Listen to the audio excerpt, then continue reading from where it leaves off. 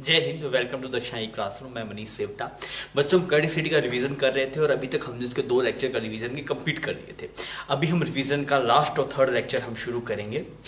इससे हम इस बार लेक्चर की स्टार्टिंग में सबसे पहले कुछ नोडल मेथड कुछ चीज़ें बाकी है, मतलब एक सवाल है जो मुझे लगता है बढ़िया है, उससे लोग फंस जाते हैं, वो सवाल देखेंगे। फिर डबल नोडल मेथड और इनपुट आउटपुट सिमेट्री वाला टास्क थोड़ा पेंडिंग है, उसको थोड़ा देखेंगे। फिर उसके बाद में हम जो भी चीज़ें थी आपके पास में, इलेक्ट्रिक इंस्ट्रूमेंट था, इलेक्ट्रिकल इंस्ट्रूमेंट उसकी बात करेंगे। और इलेक्ट्रिकल इंस्ट्रूमेंट के साथ साथ में वो जो पावर वाली टर्म थी, वर्क डन वाली टर्म थी, उन सब टर्म्स पे हम चर्चा करने वाले हैं। तो सवाल के पॉइंट ऑफ व्यू से जेई में इससे अच्छे खासे सवाल पूछ लिए जाते हैं। पावर की बात होगी आपके पास में, इलेक्ट्रिकल इंस्ट्रूमेंट्स की बात होगी, तो उस सब के लिए वो थोड़ा जरूरी हो जाता है ना। तो आइए अपने इसको शुरू करते हैं और आप ढंग से चीज़ों को देखिएगा। बच्चों इस तरीके का सवाल है आपके पास में और करंट सिटी का सवाल है ये। इसमें क्या ना थोड़ा सा पजलिंग है, मतलब जेई कई बार ऐसे पजलिंग चीज़ें पूछ लेता है आपके पास में, जिसमें लोग फंस जाते हैं। इसमें लोग मोस्टली फंस जाते हैं, तो आप देखते हैं आप इसे कर पाएंगे नहीं कर पाएंगे। सवाल क्लियर है कि ये वाला पॉइंट को अर्थ कर दिया, इस वाले पॉइंट को क्या कर दिया बच्चों, आपने अर्थ कर दिया और ये ऐसा सर्किट सब बना हुआ है। तो आपसे पूछा गया कि अगर इस वाले पॉइंट को अर्थ कर दिया गया है, वो शो भी हो रहा है डायग्राम में, तो आपसे पूछा गया find potential of point A and B. A point का बी पॉइंट का पोटेंशियल कितना कितना है बच्चों, ये आपको निकाल के बताना है।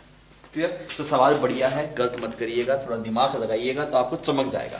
जो भी मेरे स्टार्टिंग में आपको फर्स्ट लेक्चर के लास्ट वाले पार्ट में जो बातें बताई थी कि ये इंपॉर्टेंट बात है, यहाँ पे लोग फंस जाते हैं, अगर आप उनको ध्यान रखेंगे तो आई एम श्योर आप इस सवाल को निकाल के ले जाएंगे ना। करके बताइए।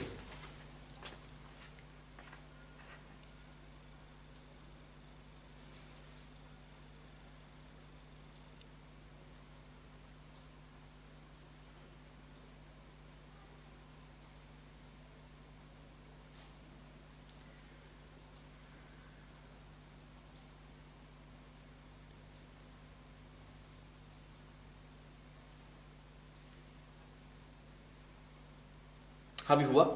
मैं इसे सोल्व करने जा रहा हूँ, आप स्क्रीन को पोज कर दीजिए। अगर आपने नहीं किया तो आपको टाइम मिलेगा, तो टाइम तो लगेगा इस सवाल के, तो आप स्क्रीन पोज कर दीजिए ना। मैं सवाल को अटेम्प्ट कर रहा हूँ। मेरा कहना ये है कि इस वाली ब्रांच में जो करंट होगा, जो की पॉइंट है इस सवाल का, वहां वो करंट 0 होगा। इस वाली ब्रांच से कोई करंट नहीं जाएगा। अगर आप ये वाली बात पिक करते हैं, सवाल में कुछ नहीं बचता, खत्म हो जाता सवाल। सर क्यों इससे कोई करंट नहीं जाएगा? बिकॉज मास्टर आपको ये बता चुका है पहले से ही कि अगर बैटरी की पॉजिटिव टर्मिनल जितना करंट निकल रहा है, नेगेटिव उतना वापस आना चाहिए। आप सोच के देखिए, इसमें ऐसे कुछ करंट I1 निकल रहा है मान लीजिए, तो I1 आया। मान लीजिए I1 में से कुछ करंट इधर चला गया, अगर मान लीजिए I1 से कुछ करंट इधर चला गया, तो भाई साहब इसमें फिर उतना करंट नहीं आएगा जितना इससे गया। आपको मेरी बात समझ में आ रही है भाई साहब? अगर इससे I1 करंट के कुछ लोग कहते हैं यहाँ पे अर्थ है, तो अर्थ से आते हैं, अर्थ से कोई चार्ज वार्ज फ्लो नहीं करता है। सर्किट वाले सवालों में ध्यान रखना, अर्थ से अर्थिंग करने से सर्किट में कोई फर्क नहीं पड़ता है। आप जैसा करंट पहले आता है वैसे डिट्टो करंट आया, करंट से अर्थिंग करने से कोई फर्क नहीं पड़ता। बस उसमें एक यूनिक डिफाइन हो गया किस पॉइंट का पोटेंशियल 0 है। मेरी बात ढंग से सुन लीजिए। अगर कभी सवाल में आपको अर्थिंग दिखाई दे, घबराना नहीं है। एक बार आप अर्थिंग को भूल जाओ कि अर्थिंग नाम की कोई चीज है, आप करंट वर्ड निकाल लीजिए, ठीक है? अब फिर क्या कीजिए, जब करंट वर्ड सब आ गए, जिस पॉइंट को अर्थ किया उसका नाम क्या रख दीजिए? 0। बस अर्थिंग का मतलब उस पोटेंशियल 0, करंट वर्ड उसमें कुछ नहीं जाएगा। ध्यान रखिएगा इस सवालों में। अब सर, अब यहाँ पे तो लोग ये भी काउंटर कर सकते हैं, सर जी इससे I1 करंट जा रहा था, यहाँ पे I1 चला गया, कुछ यहाँ पे चला गया होगा, अब इसकी टर्मिनल वापस I1 आना चाहिए, और से कुछ आ जाएगा। मास्टर बोल रहे नहीं आएगा। अब मैं आपको विश्वास कराता हूँ और कैसे नहीं आएगा। देख, मान लो यहां से कुछ तेरे पास में I2 करंट जाता, यहां से कुछ ऐसे I2 करंट जाता, तो यहां से I2 गया तो वापस कितना आएगा? I2 प्लस कुछ आ जाएगा करंट। फिर अगर यहां से कुछ करंट आ रहा होगा तो इस वाली ब्रांच में फिर I2 ज्यादा होगा, तो इस वाले के जो नेगेटिव टर्मिनल में जो करंट आ गया वो ज्यादा आ गया, तो वो संभव नहीं है। समझ में आ रही है मेरी बात? अगर आप बोल रहे सर ठीक है वहां पे अर्थिंग है तो वहां पे कुछ हो सकता है, चलो मान लिया आपकी बात यार बच्चों, क्या पता हो ही जाए। तो अगर ऐसा हो जाएगा तो यहाँ पे I2 आ रहा है, पर यहाँ से कुछ आ रहा है, तो यहाँ पे कुछ I2 से कुछ ज्यादा करंट होगा, यहाँ से कुछ I2 ज्यादा आएगा, नेगेटिव टर्मिनल में करंट बदल जाएगा। पर पॉजिटिव में अगर I2 था तो नेगेटिव से भी कितना आना चाहिए? I2 ही आना चाहिए। तो सीधी सी बात यह है कि इसमें जो जंक्शन पॉइंट था आपके, जो ये ब्रिज बना हुआ है, इस ब्रिज से कोई करंट जाएगा नहीं। और एक बात और मास्टर ने यहाँ पे क्लियर कर दी, जब भी अर्थिंग होगा घबराना नहीं है, अर्थिंग को हटा दे, सर्किट सोल्व कर दे। अब जो अर्थिंग वाला पॉइंट है बस उसका पोटेंशियल कितना मेंशन करते? 0। जैसे सवाल सोल्व हो गया ना, फिर सबके पोटेंशियल मिटा दे, फिर जहां पे अर्थिंग है उसका पोटेंशियल कितना कर देना? 0। मैं तो दिखाता हूं। अब मुझे समझ में आ गया इसमें कोई करंट नहीं जाएगा। ये अपने आप में एक आइसोलेट सर्किट है, ये अपने आप में आइसोलेट सर्किट है, तो इसमें I1 के निकाल पाएगा इजीली। I1 कैसे निकाले? 30 और ये 10, ये दोनों को एक दूसरे को अपोज करेंगे तो 20 हो जाएगा। तो I1 कितना है? 20 डिवाइड बाय टोटल रेजिस्टेंस कितना है भाई साहब? तो ये बन गया 20, तो कितना गया? 1 एम्पियर। बहुत खूबसूरत। तो ये वाला करंट आ गया 1 एम्पियर। अरे चमक रहा है भाई, कोई दिक्कत नहीं, ठीक। अब अगर तू I2 में जाएगा तो ये अपने आप में आइसोलेटेड सर्किट है, इसमें करंट अगर तू देखा जाए 30 डिवाइड बाय कितना रेजिस्टेंस है टोटल आपके पास 15, तो कितना आ गया ये 2 एम्पियर, तो ये भी करंट पता लगे 2 एम्पियर। अब क्या करना है, जिस पॉइंट पे अर्थिंग है उसका पोटेंशियल कितना करना पड़ेगा, 0। मैंने बोला भाई साहब इसका करंट वर्ड सब सही है, कोई दिक्कत नहीं, इसका पोटेंशियल कितना है 0, ठीक। अब मुझे किसका पोटेंशियल निकालना है, ये का, ए पॉइंट का। तो यहां से चलना शुरू किया, यहां चलना शुरू किया, देखिए यहाँ पे 1 एम्पियर, यहाँ पे 1 एम्पियर, यहाँ पे ऐसे 1 एम्पियर, यहाँ पे 0 एम्पियर, यहाँ पे 2 एम्पियर, ऐसा जा रहा है, सही।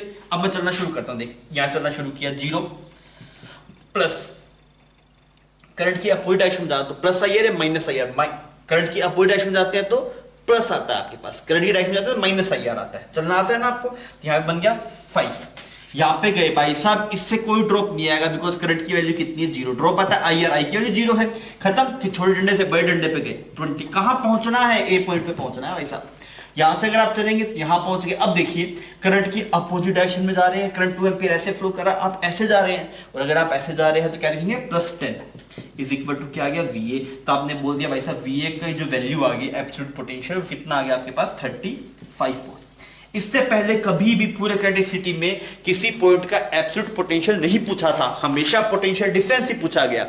एब्सोल्यूट पोटेंशियल तभी पूछ सकते हैं जब किसी एक पॉइंट का पोटेंशियल गिवन हो, और वो मैंने अर्थिंग की हेल्प से आपको दे दिया, क्लियर। अब मुझसे और किसका पूछा गया, बी पॉइंट का पोटेंशियल। तो आप चलना शुरू कीजिए, यहां से 0, इसके क्रॉस गए तो प्लस, यहाँ पे कोई ड्रॉप नहीं है, ये तो मतलब बिल्कुल नल वैल्यू है, मतलब कोई करंट नहीं फ्लो कर रहा है, ये रूल हो गया, ऐसी कुछ वैल्यू नहीं है। प्लस कितना आ गया आपके पास, 20 आ गया, आई आर 0 हो जाएगा ना इसके बाद, +20 आ गया, यहाँ पहुंच गए। अब बी पे जाना है तो इधर गए, करंट की डायरेक्शन में जा रहे हैं बच्चों, तो minus I R is equal to VB। समझ में आ गई बात। तो कितना बन गया आपके पास, VB की वैल्यू आ गई 19 वोल्ट। तो जब तक आप किसी एक पॉइंट का एब्सोल्यूट पोटेंशियल नहीं देंगे, तब तक आप मतलब किसी एक पॉइंट का एब्सोल्यूट पोटेंशियल नहीं तब तक आप किसी पॉइंट का पोटेंशियल नहीं पूछ सकते। इससे पहले जितने भी सवाल थे उन सब में पोटेंशियल डिफरेंस पूछा करते थे, पर इसमें एब्सोल्यूट पोटेंशियल पूछ लिया। क्यों? क्योंकि हमें किसी एक पॉइंट का पोटेंशियल की एग्जैक्ट वैल्यू पता थी। क्लियर, समझ में आ गई बात? ठीक है।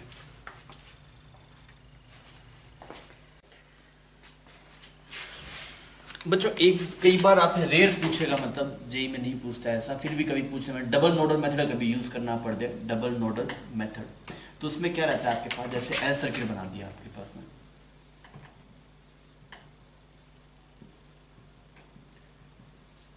सब अलग अलग वैल्यूज है, कुछ किसी का कोई लेना देना नहीं है। 20 ओम, दिस इज अगेन 30 ओम, ये आपके पास में कुछ 40 ओम, और ये ऐसे कुछ 10 ओम। ठीक है, आपसे पूछा गया बताइए ए और बी में REB कितना आएगा, ऐसा सब सवाल आपसे पूछ लिया।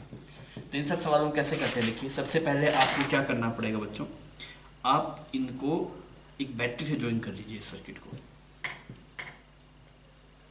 ये आपके पास में 10 ओम है, this is 20 ohm, this is 10 ohm, ये 30 ओम और ये वाला 40 ओम। इसको क्या करिए, आप एक बैटरी से कनेक्ट कर दीजिए, बैटरी से कनेक्ट कर दिए, पोटेंशियल कुछ V मान लीजिए। ठीक है, अब क्या करिए,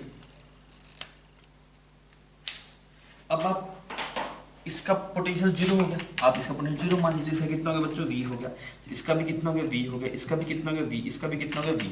यहाँ पे ये हो गया 0, ये भी 0 और ये भी 0। अब इस वाले पोटेंशियल नहीं पता, x मान लीजिए, इसका नहीं पता, इसका कुछ y मान लीजिए। क्लियर, 2 पॉइंट्स, 2 वेरिएबल हो गया आपके पास। सबसे आप इसके रिस्पेक्ट में लगाइए नोडल मेथड, तो आप क्या लिखेंगे, that is x minus v। जब आप इसके हिसाब से लगाए तो x को सबसे बड़ा मान के चलिए एक बार, तो x minus v divide by 10 plus यहाँ पे क्या बन गया, x माइनस 0 डिवाइड बाई 20। इसके रिस्पेक्ट में लगाए तो कितना बन जाएगा, that is x minus y divide by 10 is equal to 0। तो आपने मान लिया कि इधर इधर इधर तीनों करंट की नेट की वैल्यू 0 हो जाएगी, गणित अपने आप सही कर देगा। सिमिलरली फिर आपको y के लिए भी लगाना पड़ेगा, बिकॉज 2 वेरिएबल, एक वेरिएबल तो नहीं है। तो अगर आप y के लिए लगाएंगे तो क्या इक्वेशन लगाएंगे, इस वाले में लगाएंगे, that is y minus 0 divide by 30। इसके लगाया, इसके लगाएंगे तो बच्चों क्या आएगा, that is plus y minus v divide by 40।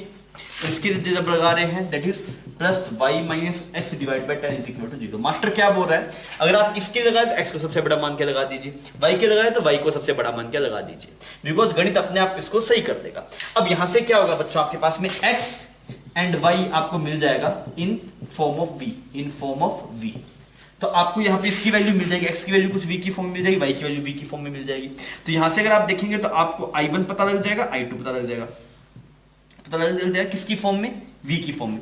x and y in form of v मिल गया। फिर आप क्या बोलेंगे, I1 and I2 in form of v, in form of V मिल जाएगा।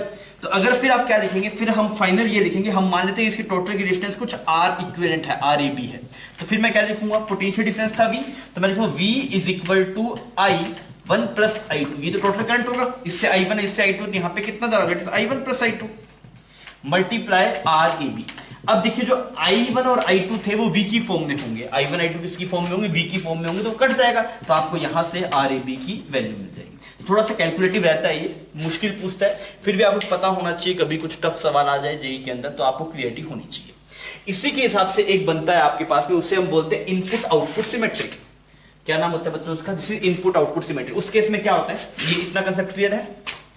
इनपुट आउटपुट में क्या होता है, ये वाली दोनों सेम होती है और ये वाली दोनों सेम होती है, तो ये 30 ओम हो गया मान लीजिए, और ये दोनों क्या हो गया 40 ओम हो गया। इसका कोई मतलब नहीं है, ये दोनों सेम होने चाहिए, ये दोनों सेम होने चाहिए।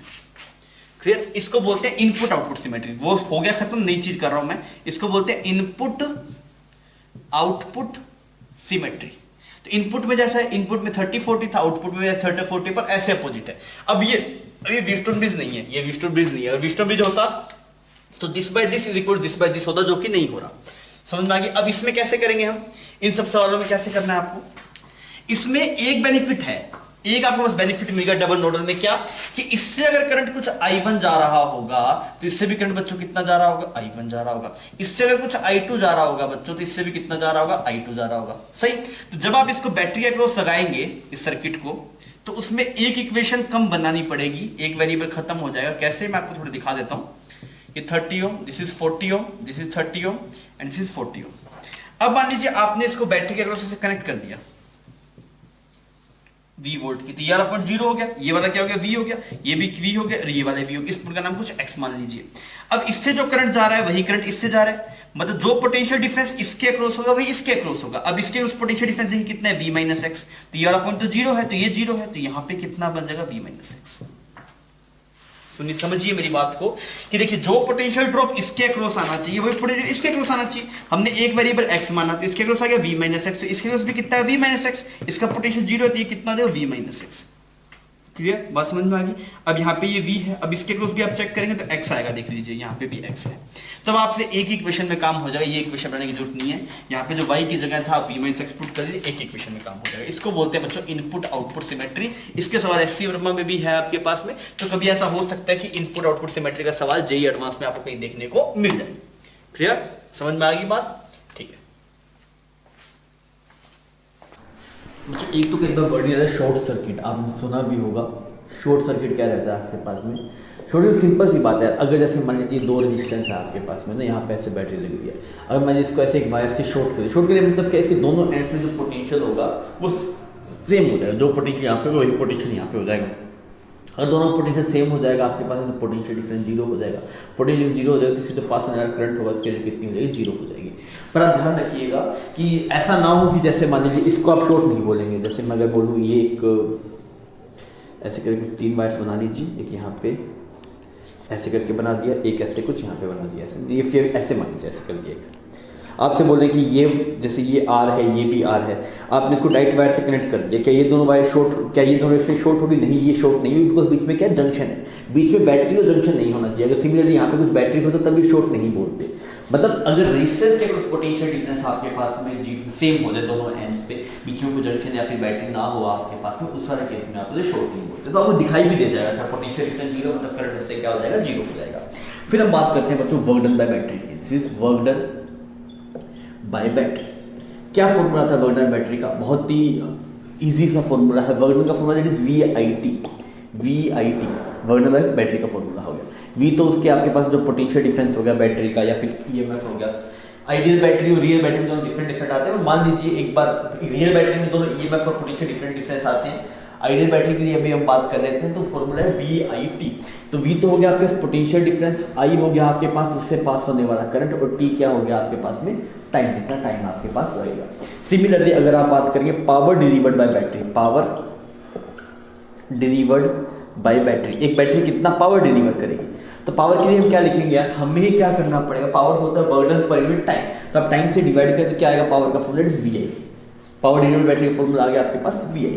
ठीक, सिमिलरली अगर आप बात करेंगे heat loss through resistance, heat loss through resistance, कोई भी रेजिस्टेंस से हीट लॉस कैसे कितना होगा।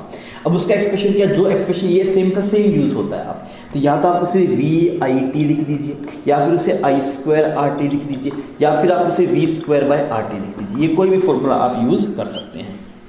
VIT में जो V है आपके पास में, ये है potential difference across resistance, potential difference across resistance. V हो गया potential difference across resistance, I हो गया करंट जो उससे जा रहा होगा, T टाइम हो गया आपके पास। पर यहाँ पे लोग गलती कर देते हैं, लोग यहाँ पे बैटरी का V उठाते हैं। नहीं, बैटरी का V नहीं होगा बच्चों, यहाँ पे जो V आएगा that is potential difference across. सबसे सेफ ये वाला फॉर्मूला है, आप ये लगाइए, कोई दिक्कत ही नहीं है। करंट पास हो रहा है वो आप निकाल लीजिए, तो उससे आपकी बात बन जाएगी। ये आ गया heat loss through resistance. Power delivered आ गया बैटरी से VI, वर्डर बैटरी आ गया VIT, heat loss through resistance आ गया I²RT, या फिर VIT, या फिर V²/RT। मैं बताऊं आप ये एक्सप्रेशन यूज कीजिए, कभी गलती नहीं होगी आपके पास, ठीक है। सिमिलरली अगर मैं बोलूं ये हीट लॉस, अगर मैं बोलूं पावर लॉस थ्रू रेजिस्टेंस, मतलब कोई भी रेजिस्टेंस है उससे पावर कितना लॉस हो रहा होगा, तो उसका एक्सप्रेशन अगर आप लिखेंगे तो क्या लिखेंगे, बस that is power is heat loss per unit time, तो टाइम बाई टाइम वहां से कट जाएगी, तो क्या एक्सप्रेशन बनेगा, या तो VI बनेगा, या फिर I²R बनेगा, या फिर V²/R बनेगा। मास्टर बोलते हैं ये वाला एक्सप्रेशन लगाइए, कभी फंसेंगे नहीं, कोई दिक्कत नहीं है इसके अंदर, ठीक है। तो ऐसे कभी भी सवाल आपसे आए, वर्ड में बैटरी पूछ ले, किसी से पावर पूछ ले, किसी से कुछ भी एक्सप्रेशन पूछे, तो आप डायरेक्टली फॉर्मूला लगा के आप प्रोसीड कर सकते हैं। एक सिंपल सवाल मैं उठा लेता हूँ, यहाँ पे ऐसे कुछ रेजिस्टेंस बना देता हूँ, और यहाँ पे ऐसे एक बैटरी बना देते हैं, ठीक है। और ये कुछ 6 ओम हो गया, ये कुछ 12 ओम हो गया, और यहाँ पे ये कुछ मान लीजिए 3 ओम आपके पास में, ठीक है। इसको 4 ओम कर लीजिए ना, इसको 4 ओम कर लीजिए, और यहाँ पे आपके पास वही 16 वोल्ट की बैटरी है। आपसे बोला गया बताइए पावर डिलीवर्ड बाय बैटरी। सबसे पहले मैंने बोला हीट लॉस एंड, सबसे पहले हीट लॉस बताइए हर एक रेजिस्टेंस से इन 2 सेकंड, 2 सेकंड के अंदर कितना कितना हीट लॉस होगा हर एक रेजिस्टेंस से, पहले आप ये निकाल के बताइए। कर पाएंगे डायरेक्टली फॉर्मूला बेस्ड सवाल है बच्चों, अगर आप करंट वर्ड निकाल सकते हैं बहुत इजीली आप इसको प्रोसीड कर पाएंगे। करके बताइए क्या जवाब आ रहा है।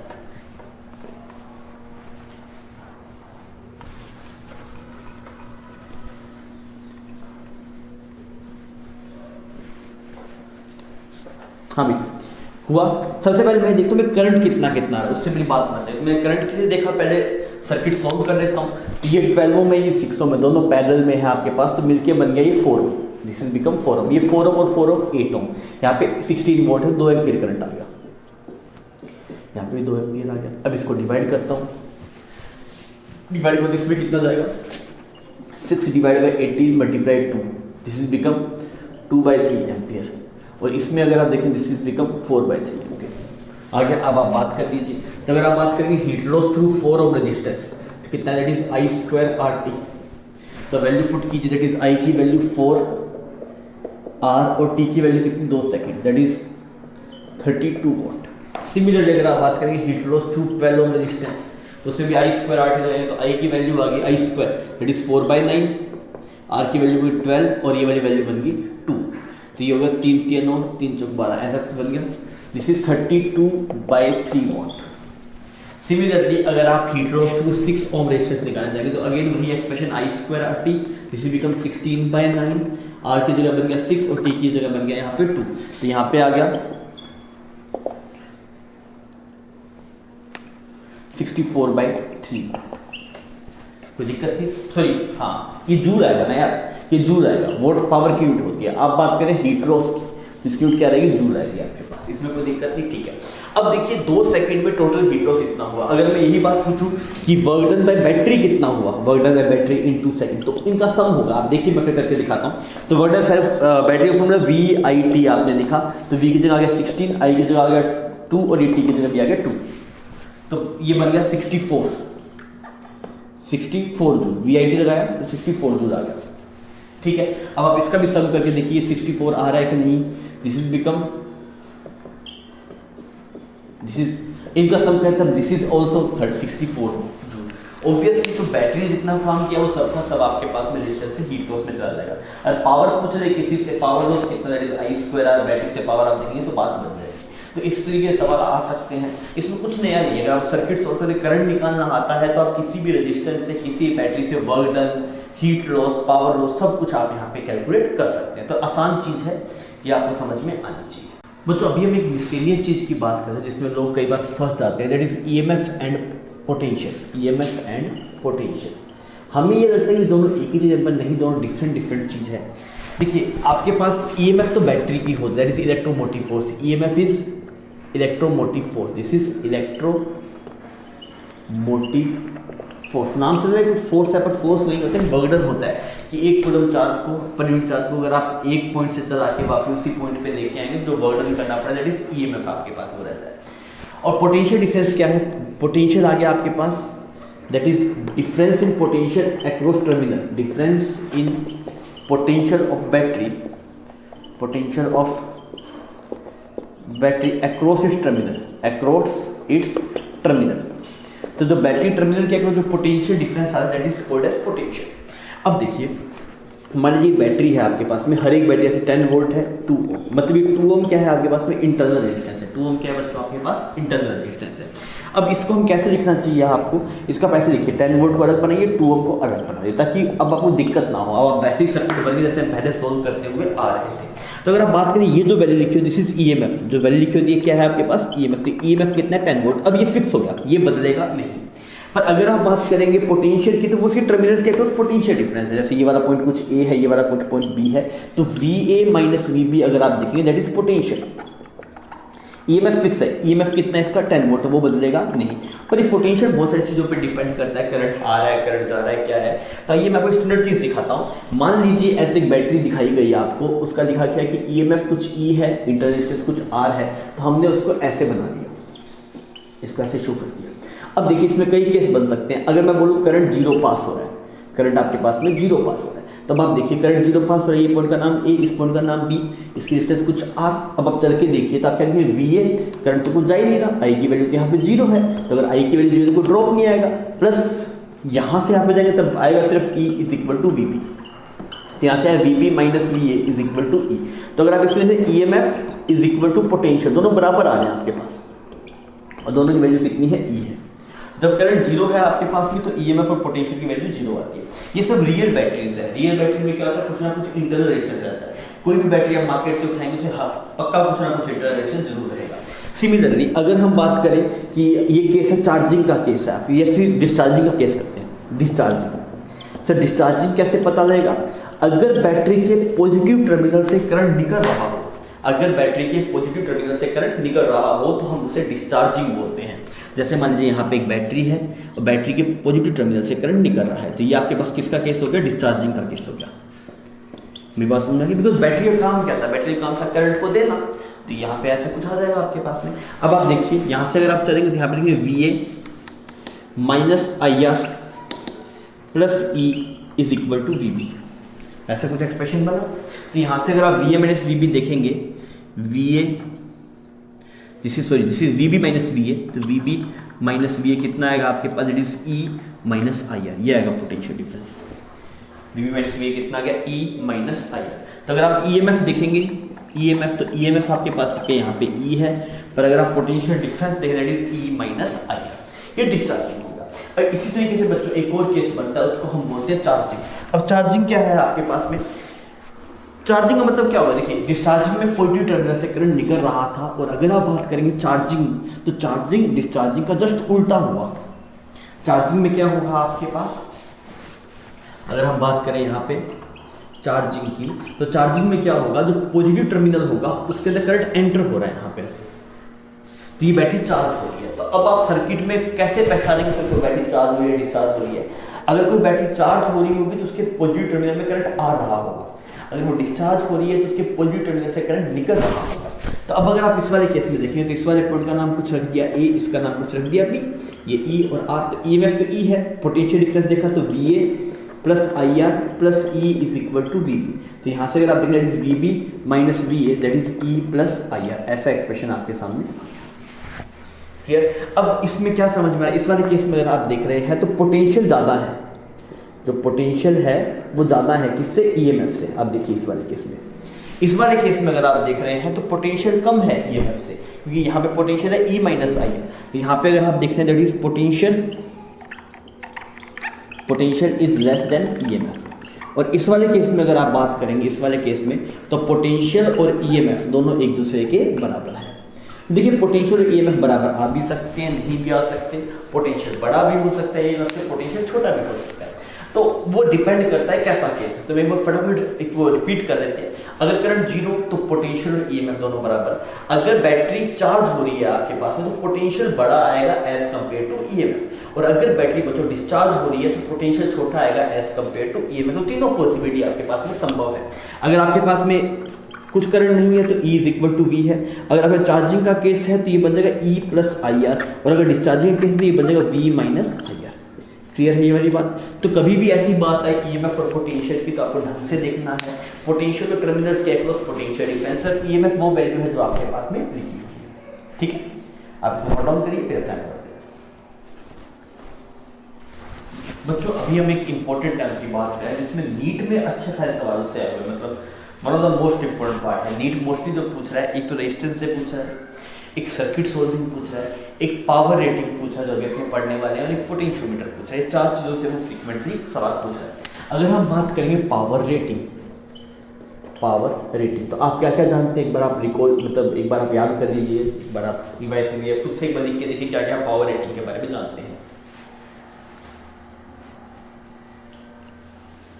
तो पावर रेटिंग का मतलब क्या? जैसे ऐसे लिखा होता है किसी बल्ब पे दैट इज 100 वाट का बल्ब है, तो 100 वाट तो मतलब इसका ऑब्वियसली किसी पोटेंशियल डिफरेंस पे होगा। जैसे ऐसे लिख दिया आपने 200 वोल्ट, ऐसे पावर रेटिंग है ना आपके पास। इसका मतलब क्या है? अगर हम इस बल्ब को, मान लीजिए बल्ब है और इसकी पावर रेटिंग कुछ ऐसे की हुई है, इसका मतलब क्या है? अगर हम इस बल्ब को 200 वोल्ट पोटेंशियल डिफरेंस के अक्रॉस चलाते हैं, अगर हम इस बल्ब को 200 वोल्ट पोटेंशियल डिफरेंस के अक्रॉस चलाते हैं तो कितना पावर आउटपुट देगा आपको? 100 वाट का पावर आउटपुट देगा। अब आप देखिए, अब ऐसे जरूरी नहीं है हम कभी कोई सर्किट में लगाएं तो वहाँ पे इस बल्ब के अक्रॉस पोटेंशियल डिफरेंस 200 वोल्ट रही है, तो वो जरूरी नहीं है। बिकॉज अब मान लीजिए इस बल्ब को उठा के आपने किसी सर्किट में लगा दिया, अब वहाँ का पोटेंशियल डिफरेंस कुछ और होगा, तब तो 100 वाट की पावर नहीं देगा आपको। समझ में आ गई ये बात? अगर आप इस बल्ब को 200 वोल्ट पोटेंशियल डिफरेंस के अक्रॉस लगाएंगे तभी ये 100 वाट की पावर देगा। अगर इसको आप 100 वोल्ट में लगाएंगे तो अलग पावर देगा, 300 वोल्ट में लगाएंगे तो अलग पावर देगा। मेरी बात समझ में आ गई आपको? ठीक है। अब हमें क्या करना होता है? हमें पता है कि अगर वोल्टेज बदलने से पावर बदलेगी तो एक चीज फिक्स रहेगी, वो क्या है? रेजिस्टेंस। सबसे पहले आप क्या निकालो? रेजिस्टेंस निकालो। तो आपने बोला पावर का फॉर्मूला क्या होता है? यहाँ पे क्या गिवन है? पावर गिवन है, पोटेंशियल डिफरेंस गिवन है। तो पावर का कई फॉर्मूले आपने पढ़े थे। एक पढ़ा था पावर VI पढ़ा था, एक पढ़ा था I² पढ़ा था आपने, और एक पढ़ा था V² बाय R पढ़ा था।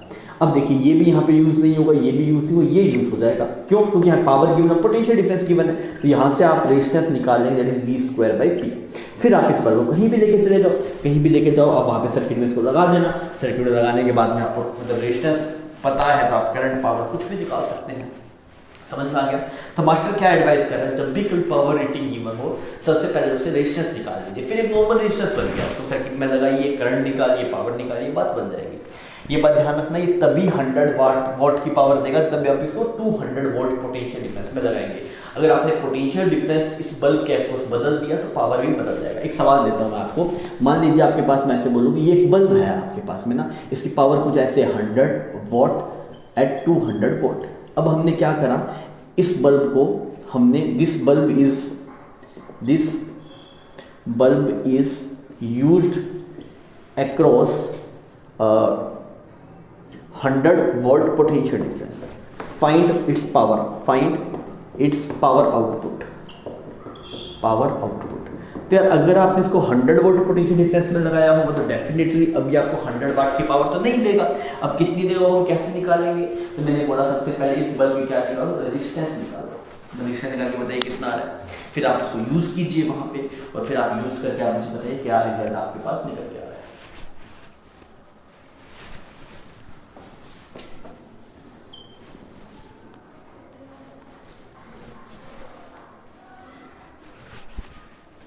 हमें हुआ, तो हमने बोला कि हमारे पास पावर का फॉर्मूला है, power is equal to V² by R। तो R की वैल्यू आ गई V² डिवाइड बाय P। ये वैल्यू साफ हो गया आपके पास, तो 100 ओम बन गया आपके पास। ये इस बल्ब की रेजिस्टेंस आ गई। अच्छा, अब अगर आप इस बल्ब को एक रेजिस्टेंस की तरह ट्रीट कीजिए, कितने की 400 ओम की, और 100 वोल्ट में लगा दीजिए, लगा दिया। करंट कितना आ रहा है आपके पास, करंट आ गया 1/4 एम्पियर। अब पावर का एक्सप्रेशन क्या आता है, आई स्क्वायर आर, आप यूज़ करके देखिए कितना आ रहा है, आई हो गया 1/4, आई इज़ 1/4 ना, दिस इज बिकम 1/16, और यहाँ पे बन गया ये वाली वैल्यू, तो 100 आ गया, यहाँ पे 4 आ गया, तो ये बन गया 25 वाट। तो ये 100 वाट तभी रहे तो 200 वोल्ट में लगाया, अभी आपने कम में लगाया, इसलिए पावर आउटपुट भी क्या हो गया, कम हो गया।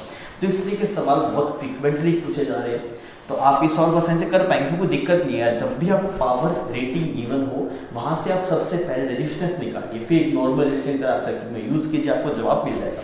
एक और सवाल कर लेते हैं आपके पास, ऐसे यहाँ पे 2 बल्ब बना लेते हैं ना, और आपको बोला गया कि इसकी जो पावर रेटिंग है आपके पास में, this is 50 watt at 100 volt, और इसकी जो पावर रेटिंग है आपके पास, that is 100 watt across 500 volt, ऐसा कुछ है, ठीक है। 500 तो ज़्यादा होंगे ना, इसको कुछ 200 बोलते को देखिए 200, और यहाँ पे आपने इसके अक्रॉस 300 वोल्ट का पोटेंशियल डिफरेंस लगाया है। अब आपसे पूछा गया कि ये तो पावर रेटिंग थी, इसकी पावर रेटिंग ये होगी, इसकी पावर रेटिंग होगी, अभी एक्चुअल पावर आउटपुट कितना आएगा आपके पास हर एक बल्ब के across, find out actual power output across each bulb, करके बताइए।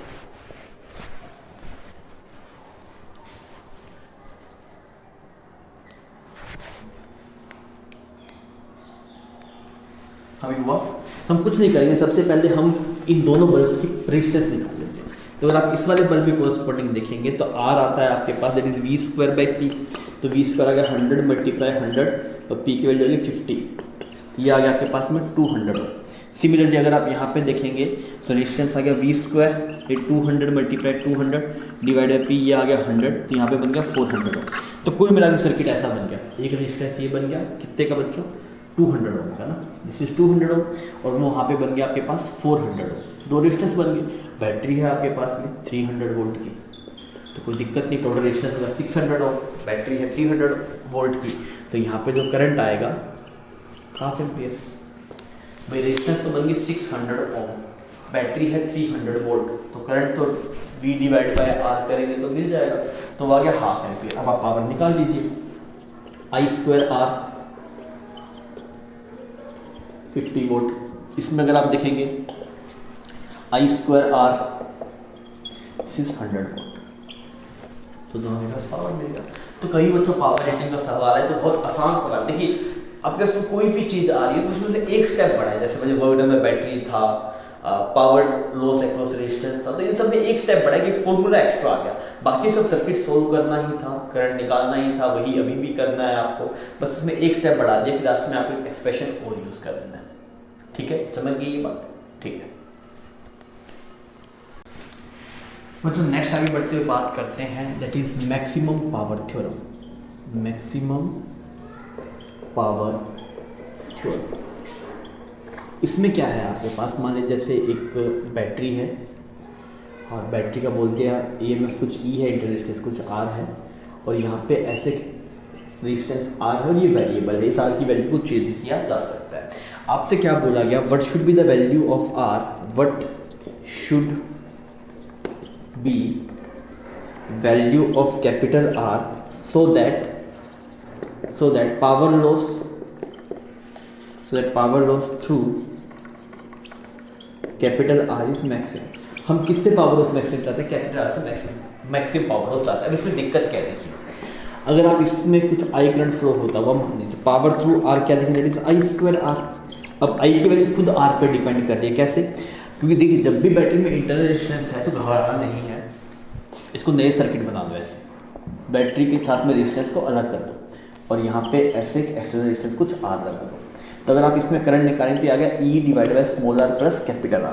तो अगर आप I²R करें तो ये बन जाएगा E/r प्लस कैपिटल R, इसका स्क्वायर कर दिया, अब यहाँ पे R कर दिया। अब बच्चों दिक्कत क्या है, अगर आप R को बढ़ाएंगे तो ये वाली टर्म तो बढ़ेगी, पर ये वाली टर्म घट जाएगी, तो कहीं ना कहीं पे ऐसा होगा कि मैक्सिमम वैल्यू आ रही होगी आपके पास। सब दिक्कत समझ में आ रहा है कि अगर आप यहाँ पे R को बढ़ाते हैं तो ये वाली टर्म तो आपके पास में छोटी होती है, ये वाली टर्म बढ़ती है। अब दो चीज़ों का मल्टीप्लिकेशन है, एक बढ़ रहा है एक घट रहा है, तो कहीं ना कहीं मैक्सिमम भी अटेन कर रहा होगा आपके पास में।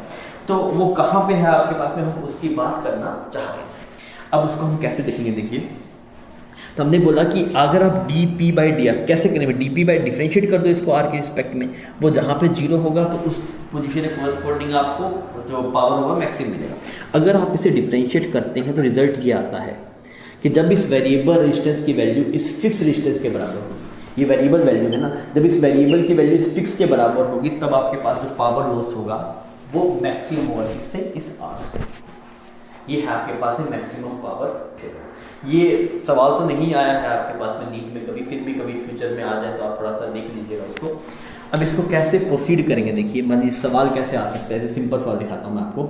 मान लीजिए ये कुछ आर है, यहाँ पे ऐसे कुछ 2 ओम है और यहाँ पे ऐसे बैटरी लग गया और ये ऐसे कुछ 5 ओम है आपके पास में, ठीक है, और ये कुछ ईएमएफ कुछ ई है, ठीक। आपसे बोला गया कि आर कितना हो so that power through R is maximum, पहला सवाल ये। सेकेंड सवाल, आर कितना हो so that power through R plus 2 ohm is maximum. बात समझ में आ रही कि आर की वैल्यू कितनी हो कि इससे ही पावर लॉस मैक्सिमम आए। सेकंड सवाल में है कि आर की वैल्यू कितनी हो ताकि इन दोनों से मिला के पावर लॉस मैक्सिमम आए। तो आप क्या बोलेंगे, जब इससे मैक्सिमाइज करें तो हमने क्या देखा कि ये वेरिएबल वैल्यू फिक्स रेजिस्टेंस के बराबर होनी चाहिए। तो आर से मैक्सिमम निकालना है तो फिक्स वैल्यू कितनी हो, टोटल 7 ओम। बिकॉज यहाँ पे जो स्मॉलर का पार्ट जो रोल प्ले कर रहा होगा वो 5 + 2 कर रहा होगा, ये फिक्स वैल्यू है आपके पास। तो इसका जवाब जो रहेगा that is R is equal to 7 ohm. अगर आप बात करेंगे इन दोनों से मिला के, तो अब ये दोनों मिलके वेरिएबल पार्ट हो गए। अब इन दोनों से मिला के तो ये आपके पास में नया आर डैश बन गया और ये फिक्स हो गया। अब इस आर डैश की वैल्यू इस 5 ओम के बराबर होनी चाहिए, मतलब आर डैश की वैल्यू। तो आर डैश कितना है, आर प्लस 2। अभी किसके बराबर होगा 5, तो आर की वैल्यू कितनी आ गई 3 ओम आ गई। सिंपल, यहाँ पे जो मैथमेटिक्स थी हमने उसका यूज कर लिया। आप चाहे तो वापस पे डिफरेंशिएट वगैरह भी कर सकते हो, तो थोड़ा लेंथी हो जाएगा आपके पास। तो कभी भी आपके पास में आए तो जिस पार्ट से पूछा है मैक्सिमम पावर वो एक जो फिक्स बची हुई है उसके बराबर कर दीजिएगा तो आपको जवाब मिल जाएगा। वो जब हम यहाँ पे डिफरेंशिएट करके देखते हैं तो ये जो वेरिएबल वैल्यू है वो फिक्स वैल्यू के बराबर आती है। तब जब ऐसा होगा तो वेरिएबल वैल्यू फिक्स वैल्यू के बराबर होगी, तभी पावर लॉस आपके पास क्या रहेगा, मैक्सिमम रहेगा। तो बच्चों ये थी आपके पास में मैक्सिमम पावर थ्योरम।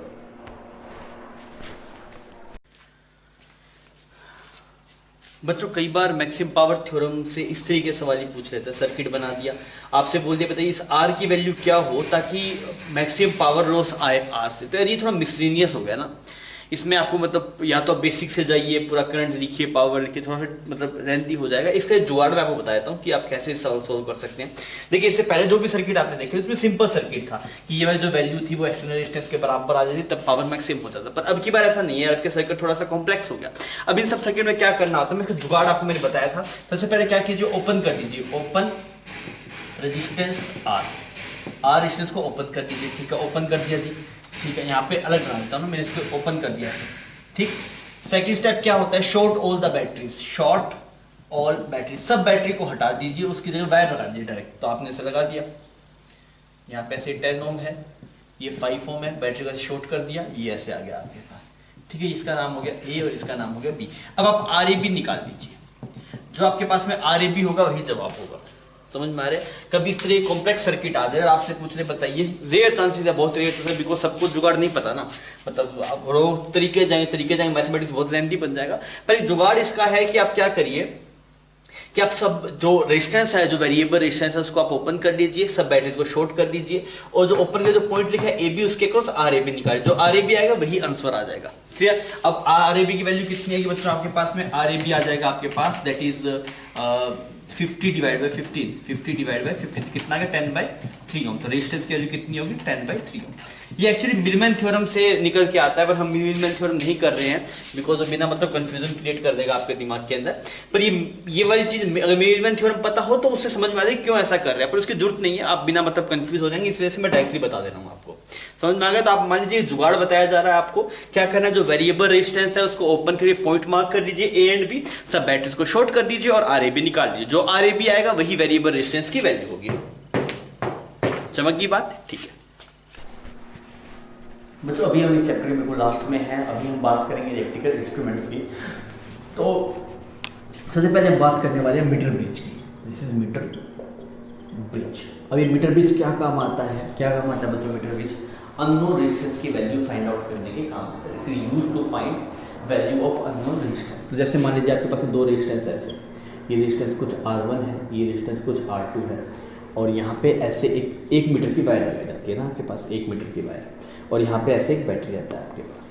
अब इसमें से क्या होता है बच्चों, एक डिस्टेंस नोन होती है, एक अननोन होती है। मान लीजिए ये वाली नोन है और ये वाली डिस्टेंस कुछ आपके पास में अननोन है। अब ये सब इंपॉर्टेंट है ना, ये जो आपके पास में इलेक्ट्रिकल इंस्ट्रूमेंट्स है ये इंपॉर्टेंट है, इनको आप ढंग से देख के जाइएगा। क्या क्या पार्ट इंपॉर्टेंट है आपके पास, मैंने क्या, एक तो रेजिस्टेंस वाला part, R rho L by A series parallel coefficient, मतलब उसमें रो इक्विवेलेंट निकालना, वो सब चीज़ें इंपॉर्टेंट है, रेजिस्टेंस वाला पार्ट जो था। फिर उसके बाद बेसिक सर्किट्स आते हैं, वो कौन सा है कि series parallel method of circuit solving. फिर उसके बाद में आपके पास में जो पावर आउटपुट वाला पॉइंट है वो इंपॉर्टेंट है। और फिर ये आपके पास में इलेक्ट्रिकल इंस्ट्रूमेंट सबसे ज़्यादा इंपॉर्टेंट है, पोटेंशियोमीटर। फिर भी बाकी भी आप देख के जाइए, आसान पोर्शन रहता है आपके पास। अब देखिए ये अननोन है। अब यहाँ पे क्या रखते हैं हम, गैल्वेनोमीटर रहते हैं। अब उस गैल्वेनोमीटर की हेल्प से हम नल पॉइंट ढूंढते हैं। गैल्वेनोमीटर क्या काम आता है, गैल्वेनोमीटर सर्किट में करंट की प्रेजेंस मेजर करने का काम आता है।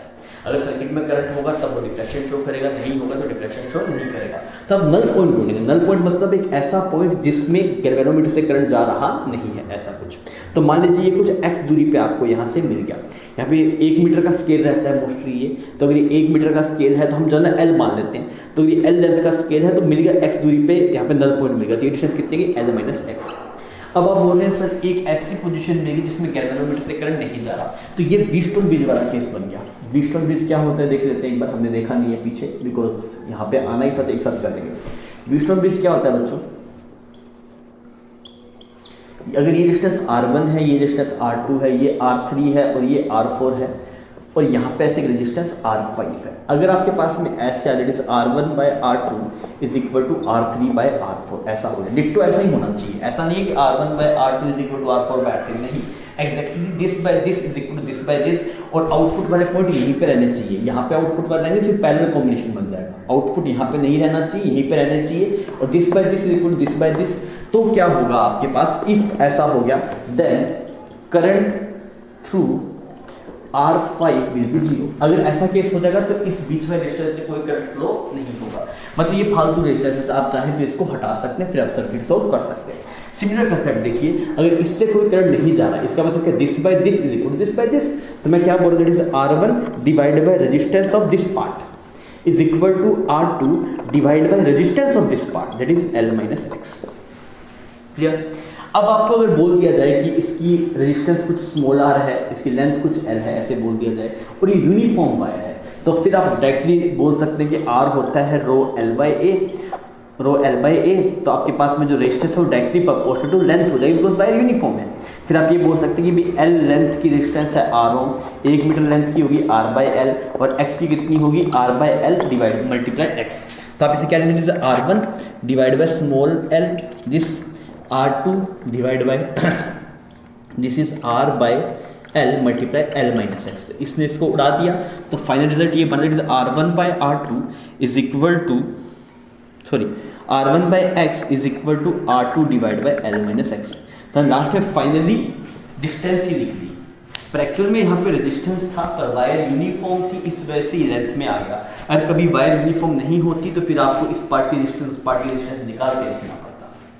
मेरी बात समझ आ रही है। तो क्या काम आता है मीटर ब्रिज, मीटर ब्रिज काम आता है आपके पास अननोन रेजिस्टेंस को फाइंड आउट करने में। अब इसमें क्या क्या नोन रहेगा, ये रेजिस्टेंस नोन थी आपको, x नोन है, L माइनस एक्स नोन है, ये सब नोन होते हैं, यहाँ से R2 आपको मिल जाएगा। क्या काम आ रहा है, अननोन रेजिस्टेंस को फाइंड आउट करने में। किस प्रिंसिपल बेस्ड है, व्हीटस्टोन ब्रिज पे। डायरेक्टली एक्सप्रेशन में R1 by x R2 by L minus x लिख सकते हैं। अब ये x है, सेंटीमीटर में लिखिए, मीटर में लिखिए, उससे भी फर्क नहीं पड़ेगा, बिकॉज जो यूनिट यहाँ पे होगी वही यूनिट यहाँ पे होगी, दो यूनिट एक दूसरे को काट लेंगे। क्लियर। पर ये तभी करेंगे जब ये यूनिफॉर्म वायर है। यूनिफॉर्म वायर नहीं होगी तो इस पार्ट की इस पार्ट की डिस्टेंस से अलग से निकालनी पड़ेगी। वो कभी पूछे तो आप देख लीजिए, वो नहीं पूछेगा ना। क्लियर इतनी बात। अब इसमें एक सवाल देख लेते हैं। मान लीजिए मैं आपको ऐसे बोलूँ कि कुछ ऐसी वायर है, मीटर ब्रिज का एक सवाल बना लेते हैं अपने। और देखिए इस EMF का कोई रोल नहीं है ना, यहाँ पे जो EMF है उसका रोल नहीं है, फिर भी देता हूँ। ये 40 वोल्ट, ये 5 ओम, यहाँ पे से 10 ओम, और यहाँ से बोला गया कि इसकी जो लेंथ है, इसकी रेजिस्टेंस है वो है कुछ 5 ओम, और लेंथ आपके पास में है 1 मीटर। फाइन। तो आपसे पूछा गया कि यहाँ पे नल पॉइंट की पोजीशन कहाँ पे है। दिस इज 5 ओम, इसकी distance this is 5 ohm and 1 metre, ठीक है, वायर की। आपसे बोला गया find position of null point, find position of null point. कर पाएंगे आप? करके बताइए। बहुत आसान से सवाल रहते हैं आपके पास मीटर पेज के, बहुत आसानी से आप इनको कर पाएंगे। तो हम क्या लिखेंगे? हम ये लिखेंगे ये x है तो ये डिस्टेंस कितना होगा 1 माइनस एक्स। अब आप लगा दी that is 5 divide by x is equal 10 divide by 1 minus x. तो यहाँ पे इसको उड़ा दिया 2 आ गया, यहाँ बन गया 1 minus x is equal to 2x। तो 3x की वैल्यू कितनी आ गई 1 आ गई, तो x की वैल्यू आ गई 1/3 मीटर। मेरी बात समझ आ रही? हमने मीटर में लेके चले थे, अगर मीटर में नहीं होता तो यहाँ 1 माइनस एक्स की जगह 100 माइनस एक्स लिखना पड़ता, तो सेंटीमीटर में आ जाता जवाब। तो आपने यहाँ पे L माइनस एक्स में ये L लिया वो मीटर में लिया, तो जवाब भी मीटर में आया आपके पास। इट इज 100/3 सेंटीमीटर सेंटीमीटर में देखें। तो कभी भी ऐसा सवाल आए तो आप इजीली कर सकते हैं, व्हीटस्टोन ब्रिज वाला कंसेप्ट लगा देना, बात बन जाएगी। अब अपने थोड़े आगे वाले मेजरिंग इंस्ट्रूमेंट्स देखते हैं, 2000 मीटर एंड वोल्ट मीटर, उस पर बढ़ते हैं। मतलब हम गैल्वेनोमीटर की हेल्प से दो इंस्ट्रूमेंट्स बनाते हैं। एक इंस्ट्रूमेंट आपके पास में अमीटर। अभी अमीटर क्या काम आता है? ये सर्किट में करंट की वैल्यू मेजर करने का काम आता है। कि सर्किट में कितना करंट फ्लो कर रहा है उसकी वैल्यू अगर आपको निकालनी हो तो आप अमीटर की हेल्प लेते हैं। अब अमीटर के लिए क्या है, फॉर आइडियल अमीटर अगर आप बात करें, फॉर आइडियल अमीटर क्या होना चाहिए बच्चों? रेजिस्टेंस क्या होना चाहिए? Resistance should be zero. क्यों? क्योंकि देखिए एक बार सर्किट मान लेता हूँ मैं, यहाँ पे ऐसे कुछ 20 वोल्ट है, यहाँ पे ऐसे कुछ 5 ओम की रेजिस्टेंस है। अब इसके आप इस सर्किट में करंट निकालना चाहते हैं। अब सोचिए अगर आपने यहाँ पे अमीटर लगा दिया, अब यहाँ पे आपने अमीटर लगा दिया और इस अमीटर की खुद की रेजिस्टेंस कुछ ना कुछ हुई, तो उस वाले केस में क्या होगा? इससे करंट बदल जाएगा। अब जिसकी वैल्यू निकालेंगे उसी की वैल्यू चेंज होगी। तो आप क्या चाहते हैं? अगर आइडियल अमीटर है तो उसकी रेजिस्टेंस क्या होनी चाहिए? 0 होनी चाहिए। और रियल अमीटर होगी तो उसकी वैल्यू उसकी रेजिस्टेंस बहुत कम होनी चाहिए। समझ में आ गई मेरी बात? ठीक है। अब ये बनता कैसे है देखिए, यहाँ पे आपके पास में एक ऐसे गैल्वेनोमीटर रहेगा। सबसे पहले हम गैल्वेनोमीटर की हेल्प से बना रहे हैं ना, तो हम यहाँ पे ऐसे गैल्वेनोमीटर लिया हमने। अब इससे जो मैक्सिमम करंट पास होता है दैट इज IG, क्योंकि इसकी भी तो नीडल्स कुछ शो कर रही है, तो मैक्सिमम करंट कितना जा सकता है इससे IG, और इसकी जो रेजिस्टेंस है आपके पास में दैट इज RG। अब आप क्या करते हैं? इसके पैरेलल में एक रेजिस्टेंस लगाते हैं, इसको बोलते हैं शंट रेजिस्टेंस। क्या बोलते हैं बच्चों? Shunt resistance. अब किसी भी रेजिस्टेंस के पैरेलल में अगर आप कोई रेजिस्टेंस लगाएंगे तो नेट रेजिस्टेंस हमेशा कम ही होगा। मैं आपको दिखा रहा हूँ, जैसे मान लीजिए ये 10 ओम की रेजिस्टेंस है, इसके पैरेलल में चाहे अगर आप 1 ओम लगाया तो जो नेट वैल्यू होगी 1 ओम से भी कम आएगी, और अगर आपने इसके पैरेलल में 1000 ओम भी लगाया तब भी इसकी नेट की वैल्यू 10 ओम से कम आएगी। मतलब इनिशियल वाली वैल्यू से हमेशा वैल्यू कम आएगी। पैरेलल में चाहे कोई भी वैल्यू लगा लीजिए, फाइनल रेजिस्टेंस हमेशा कम ही होता है। तो अगर आपने ऐसे पैरेलल में शंट रेजिस्टेंस लगा दिया तो जो R नेट होगा वो क्या हो जाएगा? कम हो जाएगा। तो उसका बेनिफिट मिलेगा, बिकॉज आप चाहते हैं कि जो आपके पास शंट रेजिस्टेंस जो फाइनल रेजिस्टेंस होना चाहिए मीटर का बहुत कम होना चाहिए, तो वो केस भी हो जाएगा। और इसकी रेंज भी बढ़ जाएगी। कैसे रेंज बढ़ जाएगी? पहले से सिर्फ IG करंट जा सकता था, अभी ये आ गया तो यहाँ से कुछ I करंट आएगा, तो इसमें क्या चला जाएगा? I minus IG। तो जो नेट करंट जो आ सकता है पहले सिर्फ IG आ सकता था, अब क्या हो रहा है? इसकी रेंज भी बढ़ गई। तो अगर आप शंट रेजिस्टेंस लगाते हैं, दो बेनिफिट हैं। पहला बेनिफिट तो ये है कि इसकी जो रेंज है वो बड़ी होगी, पहले सिर्फ IG करंट जा सकता था, अब ज़्यादा करंट जा सकता है। और दूसरी बात क्या हुई इसके अंदर कि जो फाइनल रेजिस्टेंस थी वो भी कम होगी, जो हमें रिक्वायर्ड था अमीटर के लिए। अब आप क्या लिखेंगे? अब ये दोनों पैरेलल में है तो आप लिख सकते हैं that is IG RG is equal to I minus IG multiply RS। ये हो गया शंट रेजिस्टेंस के हिसाब से, दोनों पैरेलल में लगे हुए तो बहुत आसानी से आप इसको सोल्व कर पाएंगे। मैं एक सवाल देता हूँ आपको, मान लीजिए आपको ऐसे बोल दिया गैल्वेनोमीटर है, ठीक है, इसकी रेजिस्टेंस आपको बोल दिया 10 ओम है इसकी रेजिस्टेंस, ठीक है, और इसकी जो मैक्सिमम करंट जा सकता है वो 1 एम्पियर जा सकता है। तो आपसे बोला गया कि शंट रेजिस्टेंस की वैल्यू कितनी हो ताकि मैक्सिमम करंट यहाँ से कितना आ पाए? 20 एम्पियर आ पाए। यहाँ पे शंट रेजिस्टेंस हम कितना लगाएं ताकि जो इसकी रेंज है अमीटर की वो कितनी बन जाए? 20 एम्पियर। अब सोचिए अगर शंट रेजिस्टेंस नहीं होता तो मैक्सिमम 1 एम्पियर जा सकता था, अभी आप चाहें तो 20 एम्पियर लेके जा सकते हैं। तो बताइए उस वाले केस के अंदर शंट रेजिस्टेंस की वैल्यू कितनी आएगी? करके बताइए बच्चों मुझे।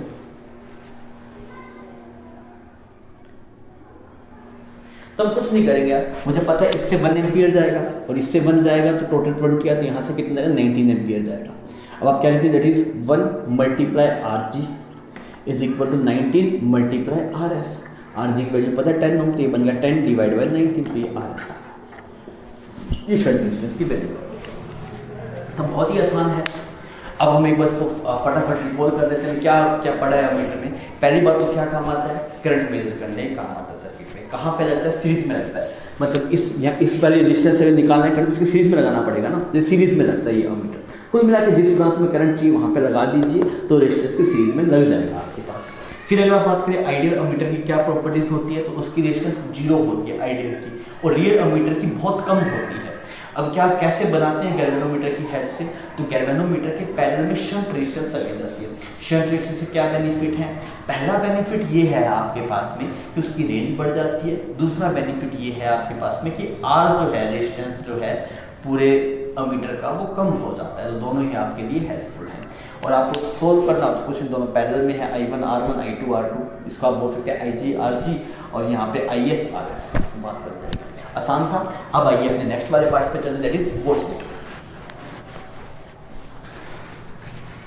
तो जो अभी हम बात करते हैं नेक्स्ट इंस्ट्रूमेंट की, that is named as voltmeter.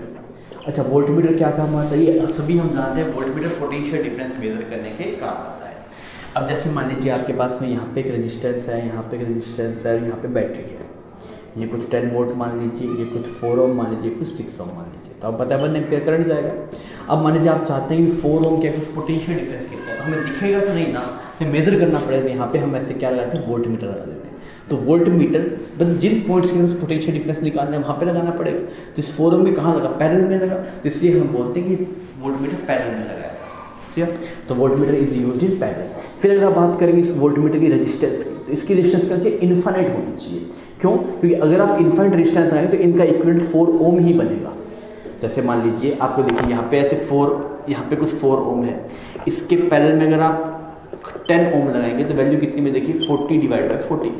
इसकी वैल्यू को और बड़ा कीजिए, 100 लगाइए, तो क्या बनेगा, इज 400 डिवाइड बाई 104। अब देखिए तो 4 के ज़्यादा क्लोज आ रहा है, और बड़ा कर दीजिए तो बनेगा 4000 डिवाइड बाई 104। तो अब जितना बड़ा इस वैल्यू को करता जा रहे हैं आप, इस वैल्यू को, ये वोल्टमीटर वाली वैल्यू को, उतनी ही ये वाली नेट वैल्यू 4 ओम के क्लोज आ रही है। तो हम बोलते हैं कि ये जो वैल्यू होनी चाहिए, that is resistance of voltmeter, resistance of ideal voltmeter. तो बच्चों कितना आना चाहिए आपके पास, दैट इज इन्फिनिटी। क्लियर, और इन्फिनाइट रेजिस्टेंस एक्चुअली में पॉसिबल है नहीं। तो अगर आप बात करें रेजिस्टेंस ऑफ रियल वोल्टमीटर, तो वो क्या, दैट इज वेरी लार्ज, बहुत बड़ी वैल्यू होनी चाहिए, तब आपको हेल्प मिलेगी। अब अगर आपको कभी गैल्वेनोमीटर की हेल्प से वोल्टमीटर बनाना हो तो अब क्या करेंगे, यहाँ पे ऐसे गैल्वेनोमीटर लीजिए, ठीक है। अब इसके कहाँ पे सीरीज में लगाइए एक रेजिस्टेंस। अब देखिए अगर हम यहाँ पे रेजिस्टेंस के सीरीज में अटैच कर दे रहे हैं, उससे 2 बेनिफिट हो रहे हैं। पहली बात तो ये कि अगर रेजिस्टेंस गैल्वेनोमीटर के सीरीज में कनेक्टेड है तो आपके पास में जो नेट रेजिस्टेंस है वो बढ़ जाएगा, और आप यही चाहते हैं कि आपके पास जो रेजिस्टेंस होना चाहिए वो बहुत ज़्यादा होना चाहिए, यही चाहते हैं आप, तो वो हो जाएगा।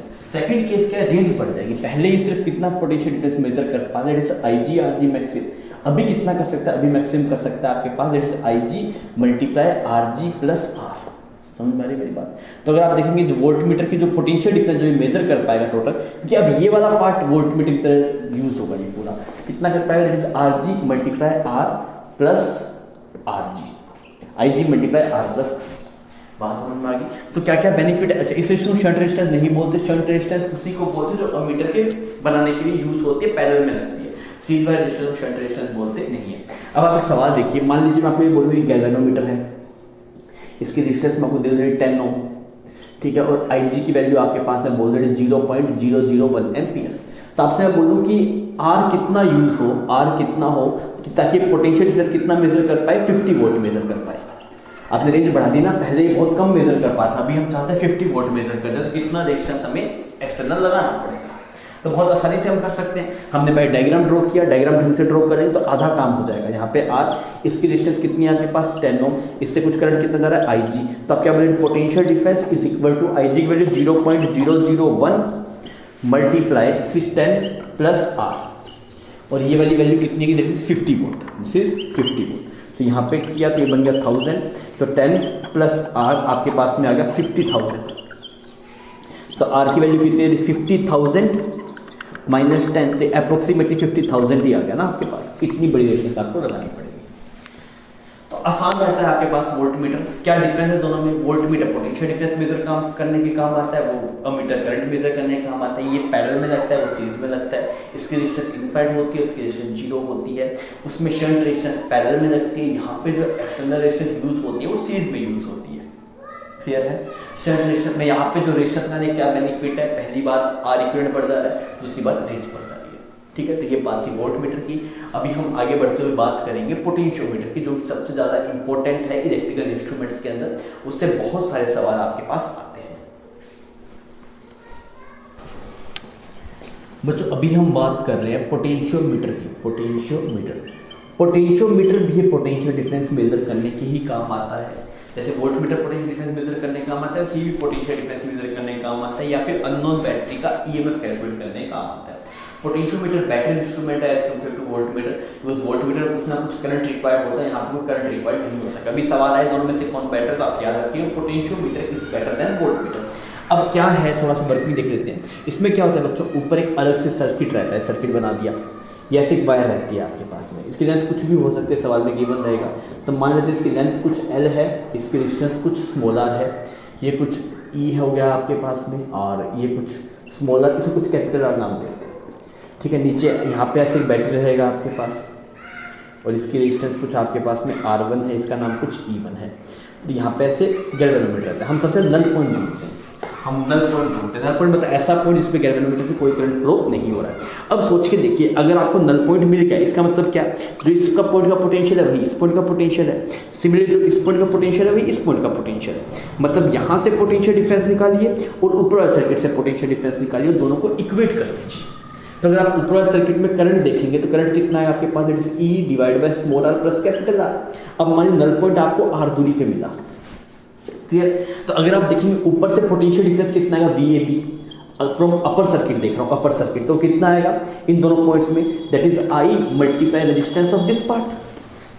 आई यही आएगा पोटेंशियल ड्रॉप। नीचे से यहाँ से चेक करता हूँ तो करंट कुछ है नहीं, तो यहाँ पे कोई ड्रॉप नहीं आएगा, तो यहाँ पे जो VAB आएगा वो आपके पास में E1 आएगा। तो यहाँ से आप क्या कर देंगे, E1 is equal to I multiply RX, काम बन जाएगा। बहुत आसान सा सवाल है, बहुत ही आसान रहता है पोटेंशियोमीटर, अगर आप सही ढंग से समझ पाएं तो बात को। एक सवाल देता हूँ, उससे थोड़ा क्लिक होगा आपको चीजें। आपको ये बोला गया कि इसकी वैल्यू कुछ 20 वोल्ट है, और ये कुछ आपके पास में इंटरनल से कुछ 2 ओम है, ठीक है। और यहाँ पे इसकी जो लेंथ है दिस इज 1 मीटर और रेजिस्टेंस है 3 ओम। तो यहाँ पे ऐसे एक अननोन बैटरी है, उसकी वैल्यू है 5 वोल्ट। तो गैल्वेनोमीटर को आप में से ढूंढ रहे हैं, नल पॉइंट कुछ x दूरी पे मिला, तो आपसे क्या पूछेगा, find position of null point, find position of null point. अब बेसिक अप्रोच से जाइए, बहुत आसानी से आप इसे कर पाएंगे।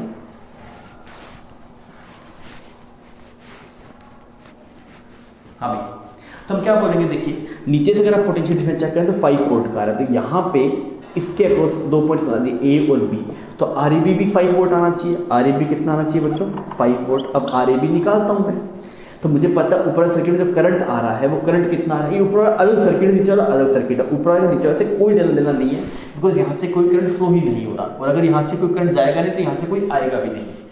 बात समझ में आ गई। तो ये ऊपर वाला नीचे वाला अपने आप में अलग सर्किट है, ये अपने आप में आइडेंटिटी सर्किट है। इसमें करंट निकाले तो करंट कितना है, पोटेंशियल जो है 20, इसकी इंटरनल रेजिस्टेंस होगी 2 ओम, और ये 3 ओम, टोटल कितना है 5 ओम। तो कितना बन गया बच्चों, ये 4 एम्पियर, करंट 4 एम्पियर जा रहा है। अब देखिए मैं बोल रहा हूँ 4 ampere multiply resistance of X length, that should be is equal to 5 volt, तो आपको नल पॉइंट की पोजीशन मिल जाएगी। अब मैं कैसे देखूँ एक्स लेंथ की रेजिस्टेंस कितनी है, तो मैंने क्या बोला, 1 मीटर की रेजिस्टेंस कितनी है, 3 ओम। 1 मीटर की जो रेजिस्टेंस है आपके पास दैट इज 3 ओम।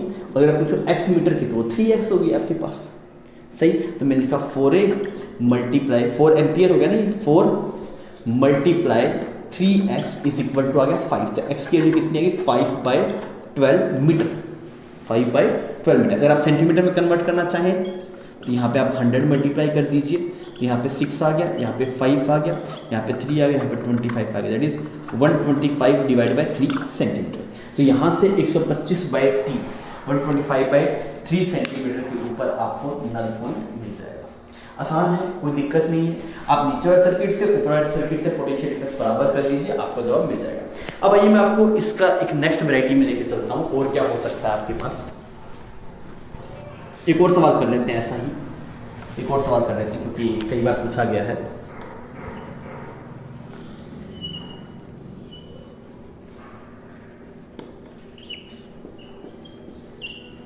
इसकी रेजिस्टेंस कुछ 50 वोल्ट मान लीजिए, 3 ओम मान लीजिए, ये वाली ऐसे कुछ 2 मीटर मान लीजिए, 7 ओम मान लीजिए, ठीक है।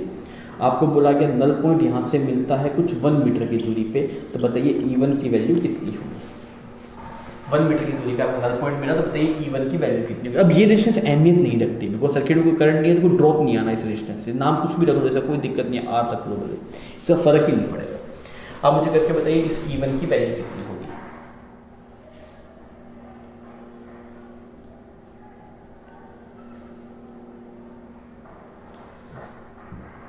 हाँ भैया, बनी बात। तब बोलेंगे ऊपरा सर्किट अपने आप में आइसोलेटेड सर्किट है, तो इसमें कितना करंट जाएगा, तो I डिवाइडेड 50, टोटल रेजिस्टेंस ये 3 ओम, ये 7 ओम, टोटल 10 ओम आ गया, तो कितना आ गया 5 एम्पियर। तब क्या बोलेंगे 5, अब 1 मीटर से जितना रेजिस्टेंस है R of 1 metre that should be is equal to E1। सही है भाई, यहाँ पे जो पोटेंशियल डिफरेंस है वो यहाँ पे पोटेंशियल डिफरेंस है, और यहाँ पे पोटेंशियल डिफरेंस E1 ही है आपके पास में। अब 1 मीटर कैसे निकालूँ, तब 2 मीटर का रेजिस्टेंस कितना है 7 ओम, तो 1 मीटर कितना होगा 7/2 ओम, तो आपके पास 1 मीटर का ही चाहिए आपको, that is 5 × 7/2 is equal to E1, तो E1 की वैल्यू मेरे पास आ गई 35/2 वोल्ट। तो E1 का जो जवाब आएगा बच्चों दैट इज 35/2 वोल्ट। क्लियर। इसमें अगर सवाल को टफ बनाना हो तो क्या पूछ सकता है, नीचे वाले सर्किट को कंप्लीट कर सकते हैं, जैसे अभी सिर्फ E1 है, नीचे वाला सर्किट कंप्लीट हो जाएगा तब क्या हुआ देखिए, तब भी आसान है, कंसेप्ट अपना नहीं बदलेगा, जो कंसेप्ट अपने साथ लेके चल रहे वही चीज़ को हम बार बार लिखेंगे। देखिए जैसे यहाँ पे आपके पास में ऐसे एक बैटरी बना दिया, यहाँ पे ऐसे एक वायर बना दिया ना आपके पास, और ये बोल देता हूँ कुछ 30 वॉट 2 ओम, और यहाँ पे ये कुछ वायर होगी 1 मीटर और 8 ओम। ठीक है, आपको ऐसे बोला गया यहाँ पे ऐसे करके। अब देखिए अब सर्किट कंप्लीट है, नीचे वाला सर्किट कंप्लीट है, इससे पहले नीचे सर्किट कंप्लीट नहीं था, और यहाँ पे ऐसे गैल्वेनोमीटर लगा दिया। ठीक है, मैं बोल रहा हूँ कि इसके लिए कुछ 20 वोल्ट है, ये कुछ 2 ओम है, ये कुछ 3 ओम है। फिर अब आपसे पूछा गया बताइए पोजीशन ऑफ नल पॉइंट। अब क्या बस क्या फर्क पड़ेगा, इन दोनों पॉइंट में जो पोटेंशियल डिफरेंस है वो 20 वोल्ट नहीं है, वो सर्किट कंप्लीट है। ये अपने आप में अलग सर्किट है, नीचे वाला अपने आप में अलग सर्किट है। सिमिलरली यहाँ पे भी ऐसा था, ऊपर वाला अलग था, नीचे वाला था, पर नीचे वाला सर्किट कंप्लीट नहीं था, इसमें से करंट फ्लो नहीं कर रहा था, नीचे वाले में करंट फ्लो करेगा। फिर भी आप वही सेम चीज़ यहाँ पे इन दोनों पॉइंट से पोटेंशियल डिफरेंस निकालिए, यहाँ पे इक्विवेलेंट इनमें निकालिए, दोनों को बराबर कर दीजिए, होगा ये। तो अगर आप इसमें करंट निकालने जाएंगे तो ऊपर वाले में जो करंट आएगा I 30 वोल्ट है, टोटल रेजिस्टेंस कितना हो गया 10, कितना गया 3 एम्पियर। ठीक है, अब आप क्या बोलेंगे, इस पॉइंट का नाम कुछ A रखिए, इसका नाम कुछ B है, इसका नाम कुछ A है। तो अगर आप बात कर रहे हैं VAB, ऊपर सर्किट से देखा तो कितना है 3 ampere multiply resistance of X part. सही। अब नीचे वाले सर्किट में चलते हैं। नीचे वाले सर्किट में अगर आप करंट देखेंगे तब क्या सर्किट कंप्लीट है, क्योंकि 3 ओम नहीं होता तो सर्किट कंप्लीट नहीं होता। अब क्या सर्किट कंप्लीट है, तो करंट क्या है 20 / 5 दैट इज 4 एम्पियर, 4 एम्पियर। अब आप देखिए कि इन AB में पोटेंशियल डिफरेंस कितना आएगा, तो जो इसके अक्रॉस आएगा वही AB के अक्रॉस होगा। तो नीचे से अगर आप देख रहे हैं VAB तो वो आ गया 12 वोल्ट, वो कितना आ गया बच्चों 12 वोल्ट। देखिए अब क्या 20 वोल्ट नहीं, आप चल के देख लीजिए, ऊपर चल के देखिए, पर इससे डायरेक्टली निकाल दिया मैंने, बिकॉज जो 3 ओम के अक्रॉस होगा वही AB के अक्रॉस होगा, तो 12 वोल्ट आ गया। अब बात बन गई, दोनों से ऊपर जो कंपेयर करिए 3RX कैसे लिखूंगा मैं, 1 मीटर की डिस्टेंस है 8 ओम, तो X कितनी होगी 8X, X की वैल्यू कितनी आ गया 1/2 मीटर, मतलब कितना आ गया 50 सेंटीमीटर। बात समझ में आई, कोई दिक्कत नहीं है। फिर एक बार पोटेंशियल ग्रेडियंट की बात करते हैं, पोटेंशियल ग्रेडियंट, कभी ये वर्ड आए तो घबराना नहीं है, पोटेंशियल ग्रेडियंट। अब पोटेंशियल ग्रेडियंट क्या होता है, potential difference per unit length. जैसे मान लीजिए आपको पता है भी इसके टोटल पोटेंशियल डिफरेंस कितना आएगा, तो आप बोलेंगे 3 ओम करंट फ्लो कर रहा है और इसकी डिस्टेंस है 8 ओम, तो टोटल पोटेंशियल डिफरेंस आएगा 24 वोल्ट इस वायर के अक्रॉस, बिकॉज इसका पोटेंशियल, इसका जो रेजिस्टेंस है वो है 8 ओम, करंट फ्लो कर रहा है 3 एम्पियर, टोटल कितना है 24 वोल्ट। तो 24 वोल्ट 1 मीटर में है, तो पोटेंशियल ग्रेडियंट क्या हो जाएगा 24/1 दैट इज 24 वोल्ट पर मीटर। पोटेंशियल ग्रेडियंट क्या होगा बच्चों, potential difference per unit length. समझ में आ गया, कभी ये नाम ले पोटेंशियल ग्रेडियंट तो घबराना नहीं है। तो बच्चों चैप्टर यहाँ पे खत्म होता है। एक चीज है कलर कोडिंग, तो वो पढ़ने वाली चीज है, आप खुद से उसको पढ़ लीजिएगा। कलर कोडिंग कई बार आपके पास में सवाल पूछ सकता है, जेईई मेंस में या फिर नीट में पूछ लेता है आपके पास में, तो एक बार आप कलर कोडिंग खुद से पढ़ लीजिएगा, बहुत आसान सी चीज है, आप खुद से पढ़ेंगे और 5 मिनट में समझ जाएंगे। एनसीईआरटी से कलर कोडिंग आपको पढ़ना है। ठीक है बच्चों, तो इसी के साथ में चैप्टर अपने यहाँ पे खत्म करते हैं। इसके आगे आप प्रीवियस ईयर देखेंगे, आप उन सवाल को अटेम्प्ट करिए और एंजॉय कीजिए। Okay, thank you for watching.